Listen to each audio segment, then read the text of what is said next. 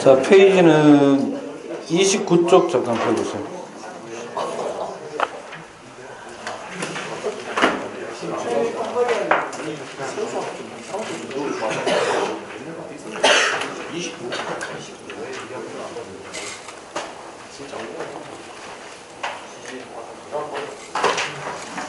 오늘 요 앞 시간에 이제 B반 수업할 때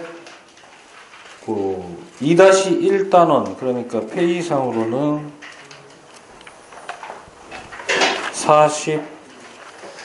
41쪽까지 이제 다 진행이 됐습니다. 업로드만 하면 되고요. 이번 시간에는 주요 개념 점검해야 되는데 간단히 언급하고 난 다음에 월요일 날이 이제 시험 치기 전에 이제 방과 후 수업으로는 마지막이죠. 그래서 월요일 날 A반은 그 판구조론 있죠. 부터 해서 끝까지 중에 그 풍화작용하고 사태는 이미 문제를 다 풀었습니다. 그래서 그 앞쪽 유형 A에 해당하는 걸 좀 풀고 그 다음에 이제 B반일 거잖아요. 그죠? B반은 우리 뒤쪽 좀 넘어가면 유형 B라는 게 있습니다. 그죠? 그쪽에서 이제 안 풀었는 문제들을 주로 다루도록 하겠습니다. 그 2단원에 들어오시면 지각 변동하고 판구조론하고 지질 피해 크게 이렇게 세 분야로 나뉘어진다 라고 보시면 되겠는데요. 조금만 조용하십시오. 첫 번째로 화산에서 기억해야 되는 거. 일단 화산의 종류는 마그마의 성분으로 구별할 수 있다. 그 대표 주성분이 바로 SiO2입니다. 뭐라고? SiO2. 그 우리나라 말로 하면 산화유소라고 하는 건데요. 그러니까 주로 이제 암석이나 모래의 주성분이 되는 게 바로 규소하고 산소의 화합물, 산화물 상태로. 원래는 이제 SiO2는 그 수많은 규소 산화물 중에 하나입니다. 실제로는 SiO4 4- 형태의 라디칼 이온으로 존재하는 물질이 대부분입니다. 그래서 걔네들이 결합 구조를 어떻게 가지느냐에 따라 가지고 들어봤을 거예요. 감남석, 광물로 사장석, 정장석 이런 형태를 취하는데 그걸 전부 다 우리가 규산염 광물이라고 부르고 그게 거의 대부분 지각과 멘트를 구성하는 주요 물질, 암석형 물질이다 이렇게 보시면 되겠습니다. 그 중에서 이제 SiO2라는 놈이 많이 포함되어 있느냐 적게 포함되어 있느냐에 따라서 마그마의 종류는 크게 세 종류. 극도로 적다, 현무암질, 중간이다, 안산암질, 많다, 화강암질 또는 유문암질. 그 표에 이제 목록이 상당히 많이 포함이 되어 있습니다. 점성, 유동성, 그죠? 분출 방식, 화산의 종류, 포함된 기체의 종류, 함량, 이런 것들이 많이 나오는데요.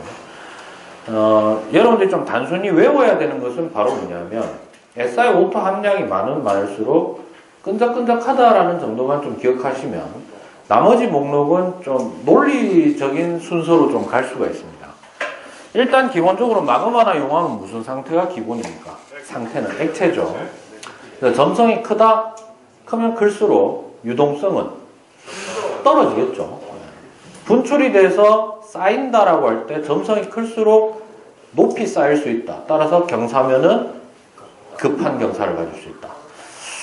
그 다음에 끈적끈적하면 아무래도 밀고 올라올 때 압력을 세게 받을 수 있습니다. 잘 안 밀리니까.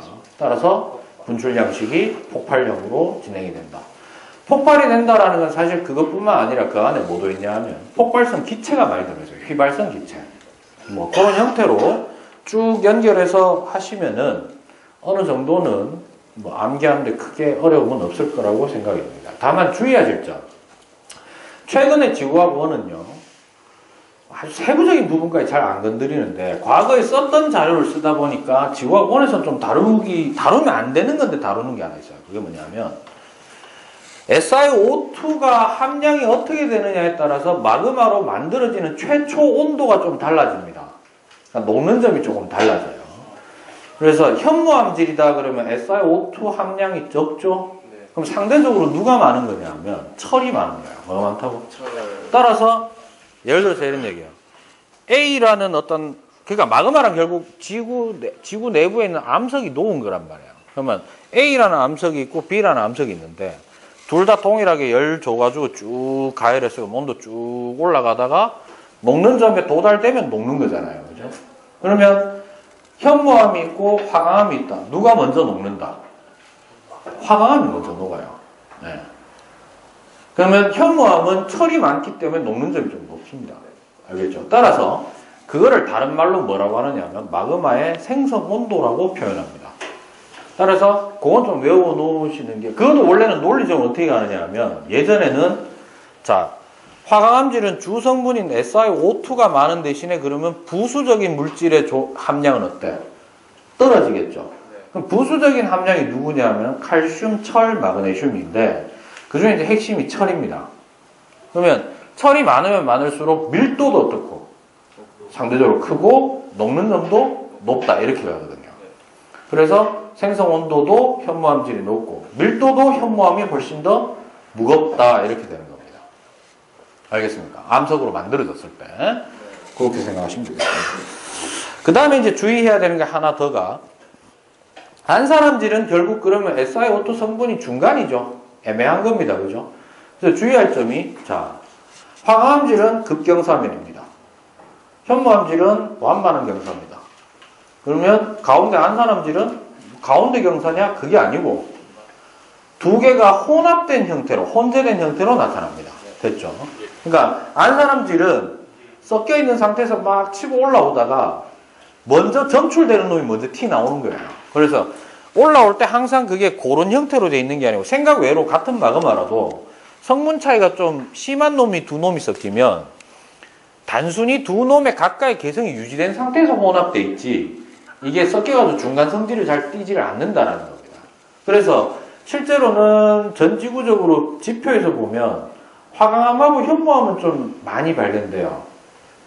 발견되는 면적이 꽤나 넓은데 안산암은 발견되는 면적이 그러니까 그런 환경이 흔한 환경은 아니다. 그래서 참고로 이제 판구조론하고 연결시키면 안산암은 결국 화강암하고 현무암이 만나는 지역이죠. 그럼 이런 거예요. 지구 표면은 전부 뭘로 덮여 있나? 지각이죠. 지각은 몇 종류? 두 종류밖에 없어요. 대륙지각하고 해양지각. 그러면 대륙지각은 주로 뭘로 구성된 거를 대륙지각이라고 하냐고? 화강암. 그 다음에 해양지각은 현무암입니다. 그럼 따라서 어느 동네에 갔더니 안산암이 나타났네? 무슨 말이고? 대륙과 해양이 접해 있는 그렇죠. 네, 대륙지각하고 해양지각이 접해 있던 곳이 아닌가. 이렇게 보는 게 가장 물론 안 그럴 수도 있어요. 순수하게 그 동네에 뭐 안산암이 있어가지고 생겼을 수도 있는데 가장 좀 우리가 타당하다고 할 만한 거는 대륙하고 해양이 인접한 지역이 아니겠느냐. 그럼 그게 만약에 붙어 있는데 아무런 변화가 없으면은 마그마가 생길 수 없는데 경계로서 그러니까 수령 경계겠죠. 두 개가 만나는 거니까. 그래서 그게 안산암질 마그마는 주로 해구에서 많이 나타난다. 이렇게 보시면 되겠습니다. 됐죠? 네, 화산은 그 정도 하시고 그 다음에 화산에서 부차적으로 기억하셔야 될 것은 화산이 분출할 때 튀어나오는 물질을 상태에 따라서 구분하면 고체, 액체, 기체 세 종류 있죠.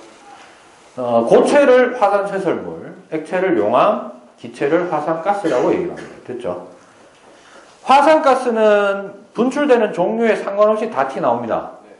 그래서 화산가스 중에 가장 많은 양을 차지하는 것은 수증기다. 그거 하나 기억하시고요.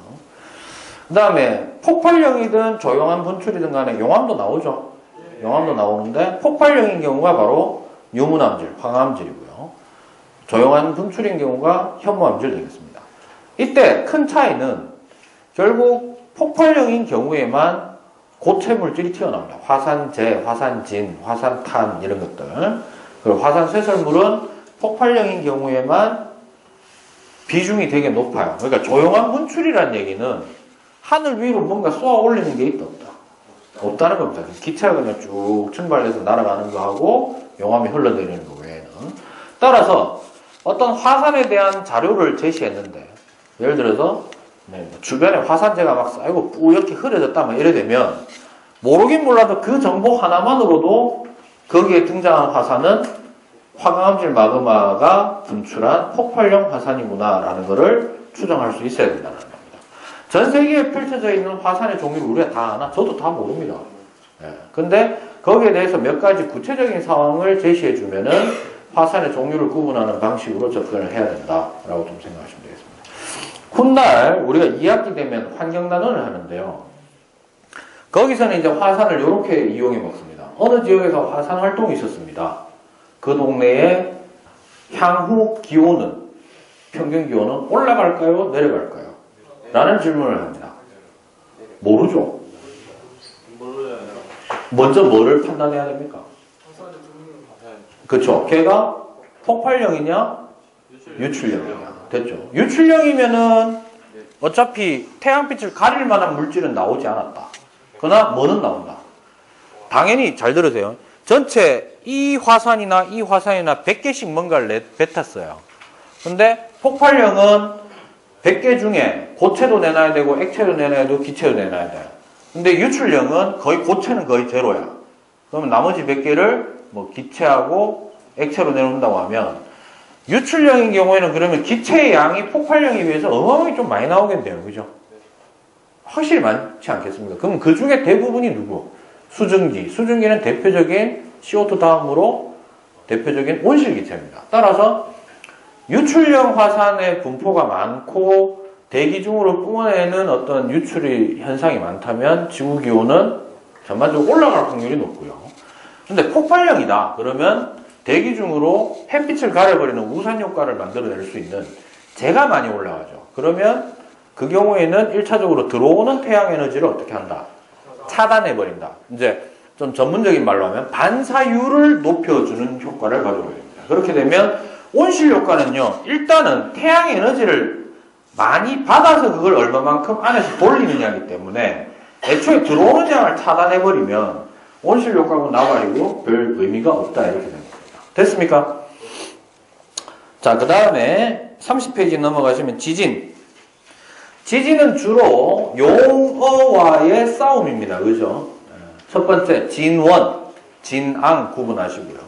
그거 하시면서 진원 거리가 뭐고 진앙 거리가 뭔지, 진원의 깊이가 뭔지 좀 파악을 그림상에서 찾을 수 있도록 하셔야 되고요.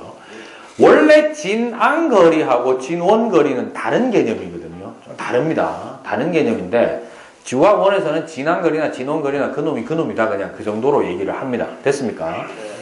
그래서 첫 번째 진원의 깊이로서 우리가 구분할 수 있는 것은 천발 지진이냐 신발 지진이냐 구분을 해놓는 겁니다. 아무래도 인간 입장에서는 천발 지진이 조금 더 위험합니다. 같은 규모라면 가까이서 터지는 거죠. 그래서 천발 지진의 여부를 파악하고자 하는 게 상당히 크다. 자, 그 다음 두 번째로 이제 나오는 게 규모, 진도 이런 말이 있습니다. 그죠? 규모는 뭡니까? 진원에서 발생된 양. 그러니까 이거죠. 한번 팡 때렸을 때 요 순간에 한번 나오는 거 같은 시간 동안. 그 다음에 이놈에 의해서 주변으로 퍼져나갔겠죠. 퍼져나갔을 때 이놈으로부터 특정 지역을 아무거나 잡는 거예요. 잡아가지고 그 에너지가 그 지점에는 어느 만큼 왔는가를 따지는 게 도달된 세기를 따지는 게 진도 이렇게 되겠습니다. 근데 요즘은 물리원에서 파동의 기본을 좀 잘 안 하기 때문에 여러분들이 좀 이해하기 어려운데 예전 물리원이 좀 어렵긴 하지만 기본 이론은 되게 많이 다뤘었어요. 파동의 기본을 알면은 지구학하고 짬뽕이가 물리지학을 선택하는 학생들이 많았던 이유가 바로 그런 이유입니다. 서로 연계되는 게 좀 많아가지고 그랬었는데. 자, 그 다음에 또 기억해야 되는 게 이제 보통 이제 지진에 의한 피해 정도를 표현하고 싶다라고 하면 규모보다는 진도 쪽이고요.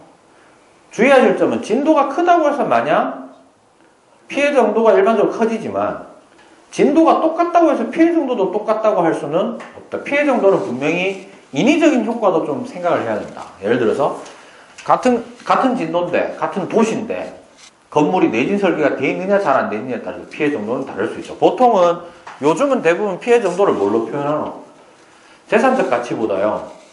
진도가 일정 이상 세지면 뭐 뭐 내진이고 나발이고 필요 없이 다 싸그리 무너지잖아. 그런데 이제 그게 진행되는 동안 얼마만큼 대피를 잘하느냐에 대한 게 이제 척도가 됩니다. 인명피해입니다. 인명피해. 그렇게 좀 생각하시면 되겠습니다. 그 다음에 이제 지진파. 뭐라고요? P파, S파, L파. 기본적인 상황. 속도 순서 PSL 순이고요. 그죠? 제일 빠른 게 P. 그 다음 진폭은 L이 제일 큽니다. 따라서 피해 정도는 L파인 게 제일 크다. 왜냐하면 흔드는 정도도 세고 머무는 시간도 길고 그렇게 되죠. 뭐 그런 정도로 해서 여러분들 좀 기억하시고 그 다음에 이제 지진파를 기록한 그 파형을 우리는 지진기상이라고 합니다. 지진계로 표현된 게. 그럼 지진기상에서 이제 지구과학, 현행 지구과학원에서 여러분들한테 요구하는 거는 PSC입니다. 뭐라고요? 그래서 PSC의 정보를 내가 알아냈다면 길고 짧음에 따라 뭐를 결정할 수 있다. 진원거리 또는 진항거리를 따질 수 있다. 그것도 사실 논리적으로 생각하면 당연한 겁니다. 예를 들어서 10km/h로 달려가고 있는 자동차가 있고요. 20km/h로 달려가고 있는 자동차가 있습니다. 둘 다 등속 운동합니다. 됐어요? 출발점이 같다고 합시다. 시간이 지나면 지날수록 두 차의 간격은 멀어지죠. 주의해야 됩니다. 두 간격이 일정하다는 얘기는 무슨 말이고? 둘의 속도가 같다는 겁니다. 그러니까 P파란 놈이 빠르고 S파란 놈이 느리잖아. 진원에서 출발할 때는 동시에 출발했어. 근데 진원으로 어느 지점이 멀면 멀수록 어떻게 된다? 차이가 멀어지게 되니까 P파가 도착하고 S파가 도착하는데 걸리는 그 사이의 간격이 길 수밖에 없다. 먼 지역일수록. 그렇게 따지는 겁니다. 알겠습니까? 자, 그 다음에 이제 우리가 32쪽 넘어가셔가지고 변동대. 일단 변동대의 정의는 이겁니다. 전 지구적으로 지각 변동이 분명히 있는데 여 터졌다 저 터졌다 임의적으로 터지는 게 아니라 터진 지역을 전부 체크해보니까 어떻더라? 특정 지역에만 집중돼 있더라라는 겁니다. 이미 이제 20세기 초부터 인류가 이제 느끼고 있었던 거예요. 다행이죠. 결국 지진 화산을 연구하는 이유는 막을 수는 없고 최소한 벌어지는 메커니즘을 내가 알고 있다면 어느 정도라도 예측, 확률 좀 낮을지는 모르겠지만 예측해가 도망튀길 시간이라도 벌자 이거잖아요. 그죠? 그런데 만약에 전지구적으로 막 임의적으로 뻥뻥뻥 터질 것 같으면 더 이상 연구의 가치가 있다 없다. 로또죠. 제발 우리 지역에만 터지지 않기를 이렇게 빌 수밖에 없는 거예요. 맞습니까? 근데 일어났던 지역에서만 계속 일어나고 있다는 사실에서 이제 착안하기를 충분히 이제 타당하게 좀 합리적 의심을 해볼 수 있는 거죠. 지진 화산이 처음에는 외부적 에너지 요인이라고 생각했다가 이제 지구 내부 에너지라는 걸로 어느 정도 확정을 하고 난 이후에는 그렇다면 지진과 화산이 집중되고 있는 지역과 그 다음에 인류가 기록을 시작하고 나서 한 번도 없었던 곳이 있을 수 있잖아요. 그죠? 그 내부를 상호 비교하면은 어떤 지역이 주로 지진이 터지는가를 알 수 있겠네라고 이제 결론을 내린 겁니다. 그래서 일단 그 지진과 화산이 집중되는 지역을 우리는 띠로 연결되는 지역을 변동대라고 얘기를 합니다. 그래서 변동대의 특징은요. 첫 번째, 전 지구적으로 골고루 분포하는 것이 아니라 현재 특정 지역에만 집중되어 있다. 두 번째, 화산대와 지진대가 대부분 일치하는 경향을 좀 보이고 있다. 세 번째, 지진대가 화산대를 포함합니다. 그거는 왜 그러냐 하면 벌어지는 메커니즘이 차이가 나죠. 화산이 터지는 지역은 자동적으로 누가 있다. 땅을 흔들 수밖에 없죠. 뚫고 나오려면. 그러나 지진이 있다고 해서 반드시 화산이 있는 것은 아니다. 왜냐하면 지진은 화산 외에도요. 첫 번째 단층이 있을 수 있어요. 뭐가 있다고? 단층. 제일 예를 들 수 있는 게 고통스러운 경험 한번 해봤지 싶은데 30cm 플라스틱 자 있지. 양쪽에서 쭉 밀어. 휘다가 어떻게 돼? 탕 부러질 때 양쪽 손가락이 졸라 아프죠? 그게 왜 그럽니까? 이 휘어지면서 여기에 탄성 에너지가 축적된 게 끊어지면서 양쪽으로 퍼져나가는 거예요. 그런 형태로 이루어지는 지진을 단층 지진이라고 합니다. 사실은 지진의 규모나 지진의 발생 횟수 중에 70% 이상은 단층이에요. 또 화산에 의한 것보다 단층에 의한 게 훨씬 크다. 또 하나가 지진이 일으킬 수 있는 게 중력이동입니다. 중력낙하. 가장 단적인 예가 중력낙하 중에 인공적으로 중력낙하 가져온 게 뭐고? 폭탄 되겠습니다.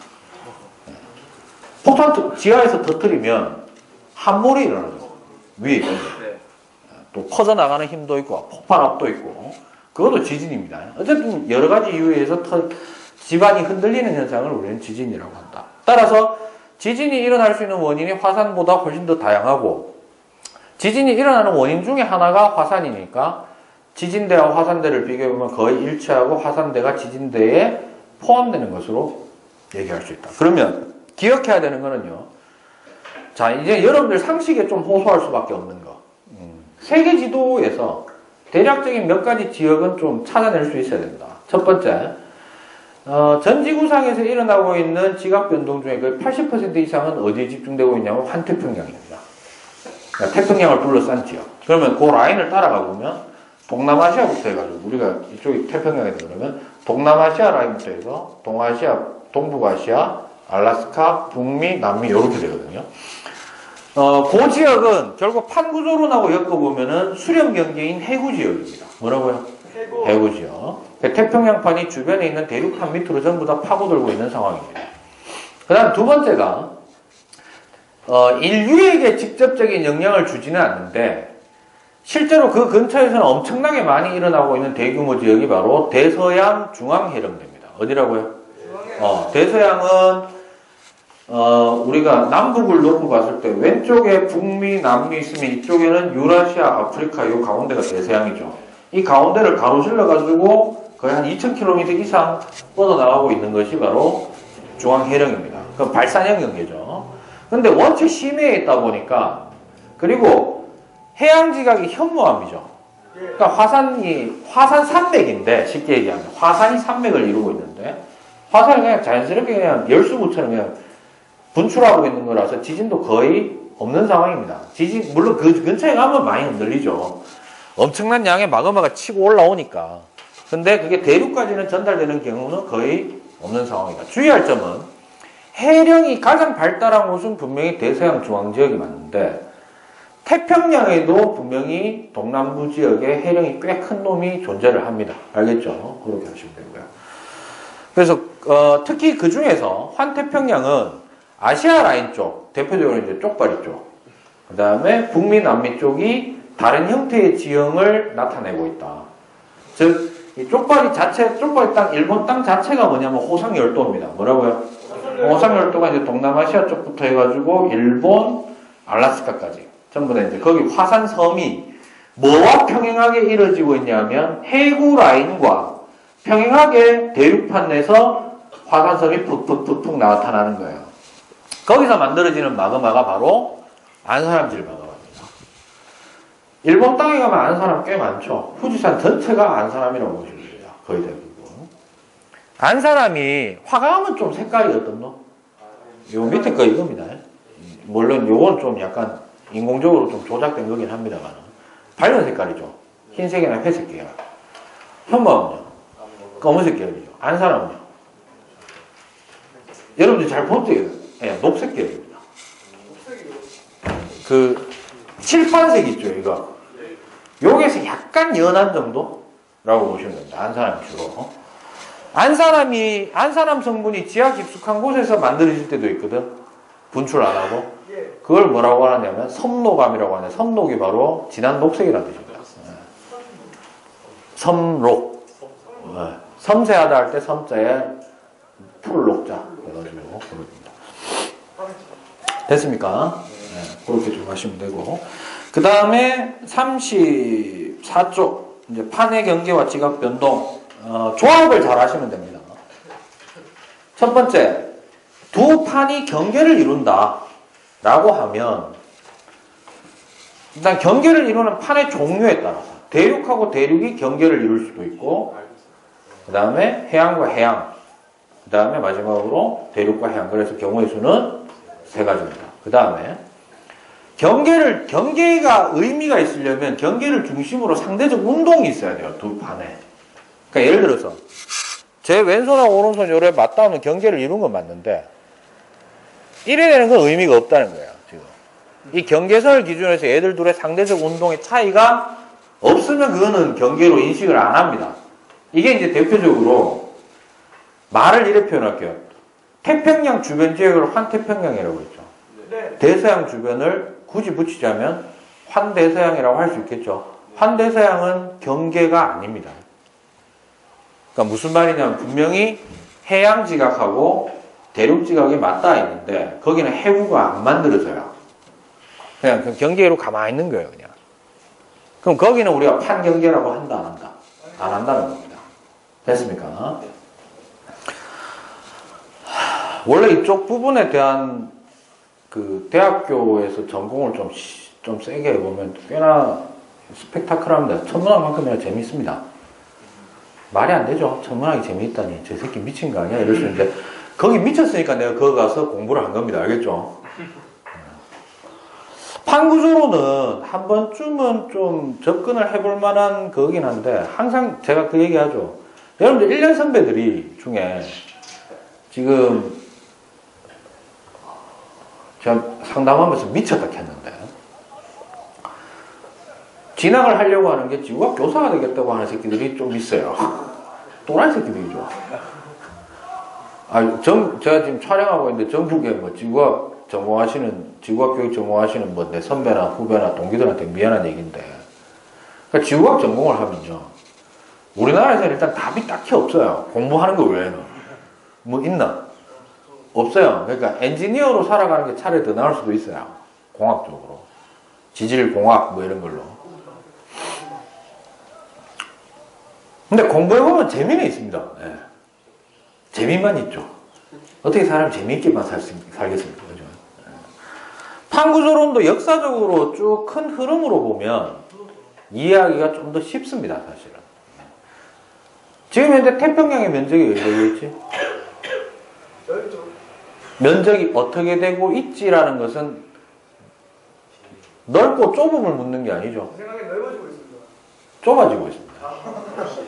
그럼 누가 넓어지고 있다? 여러분, 지구 표면적은 뭐가 어떻게 돼도 항상 일정하게 유지되죠. 그럼 이런 거예요. 태평양 면적이 줄어든다는 얘기는 대서양 면적이 늘어난다는 얘기입니다. 그러니까 이런 거예요.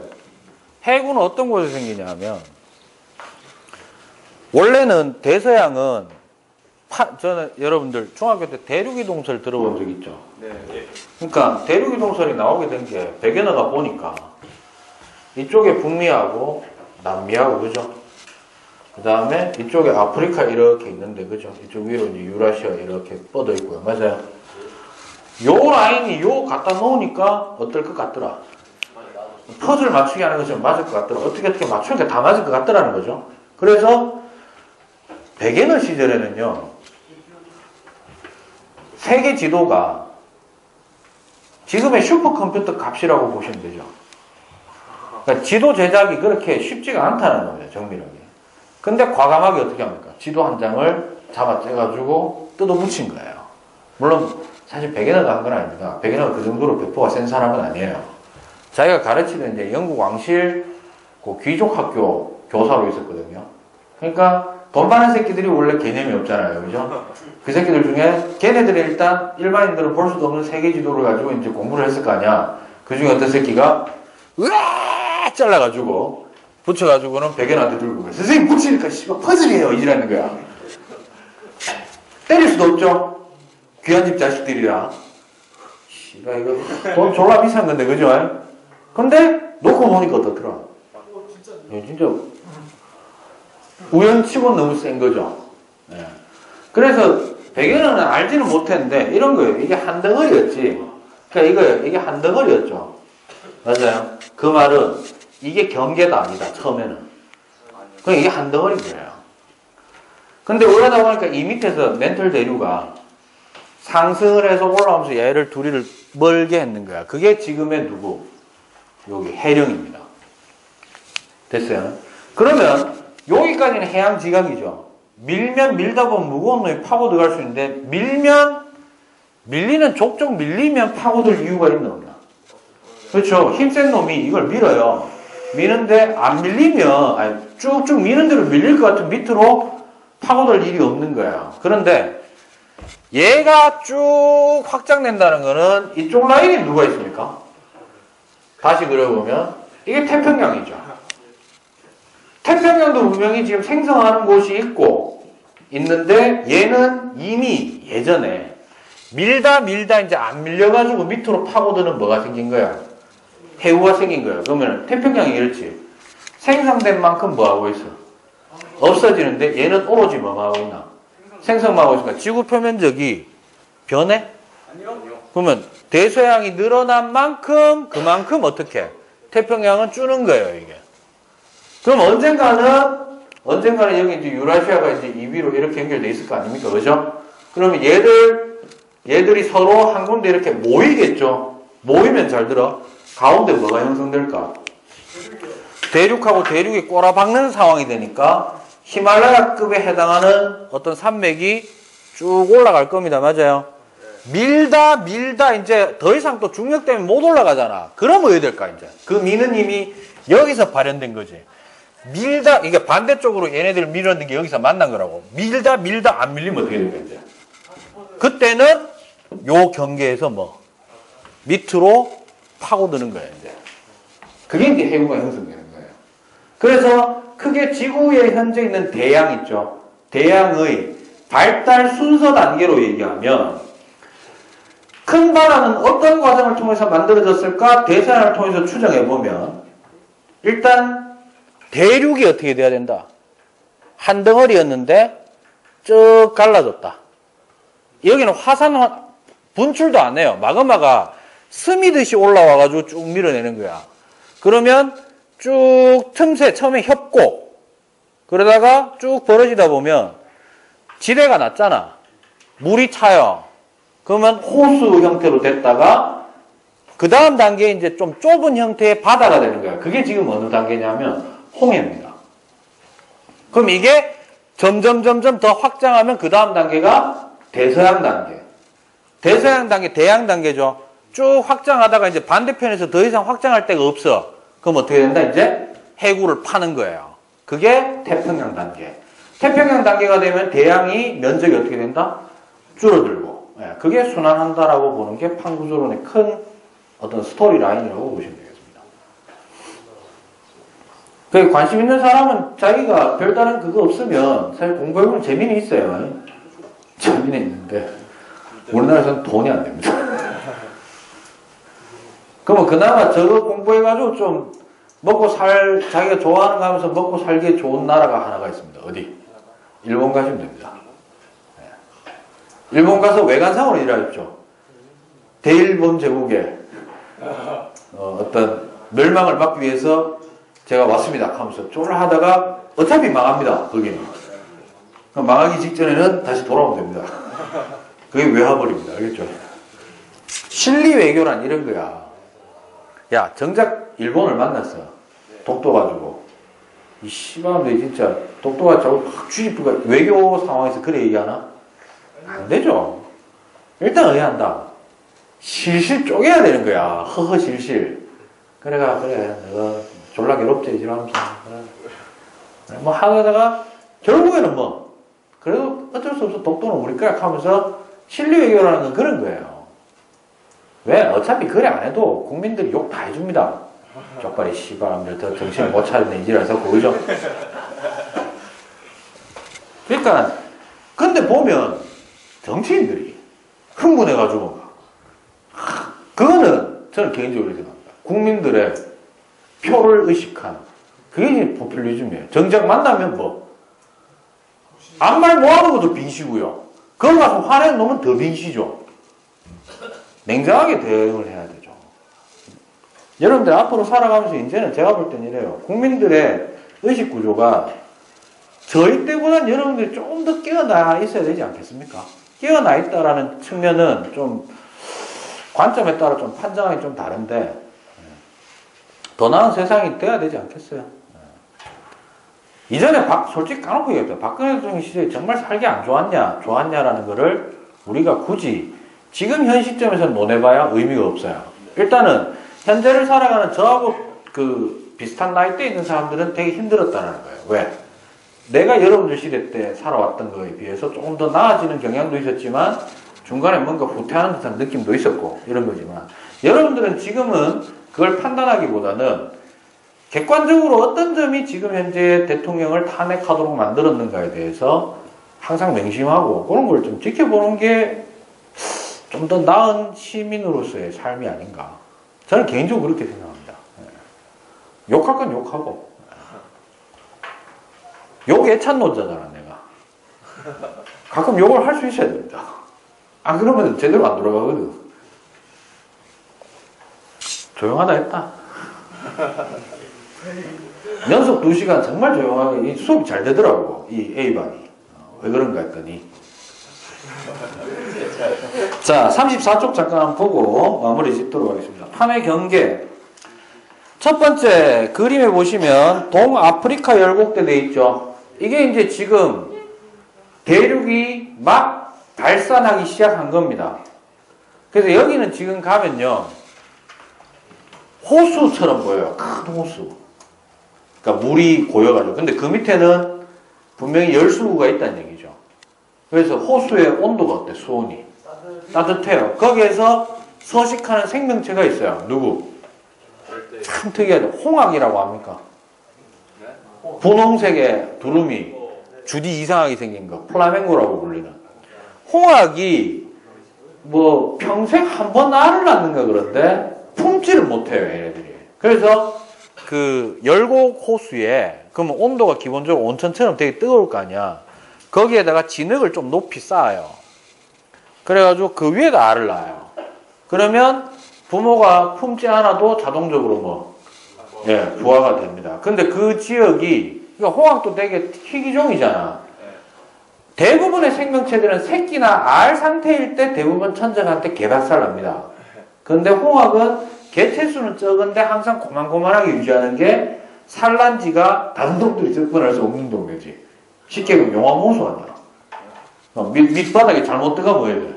골로 가는 그 호수다 보니까 그렇게 되는 거죠. 지금 현재 이제 한창 벌어지고 있는 곳입니다, 여기가. 그러면 만약 동아프리카 열곡대에서 볼 수 있는 마그마는 뭘까요? 일단 초창기에는 화강암질 마그마가 스며들듯이 나왔을 거다. 일단 벌어지는 힘이 더 셌기 때문에. 근데 지금은 이제 현무암질로 바뀌고 있는 상황입니다. 그 다음에 아이슬란드를 지나는 대서양 중앙해령대 있죠. 그러니까 대서양 라인이 이쪽인데 아이슬란드 이쪽 근처 위에 있어요. 이게 아이슬란드를 지금 관통하고 있는 거야, 해령이. 그러니까 아이슬란드는 좀 위태위태하죠. 여기도.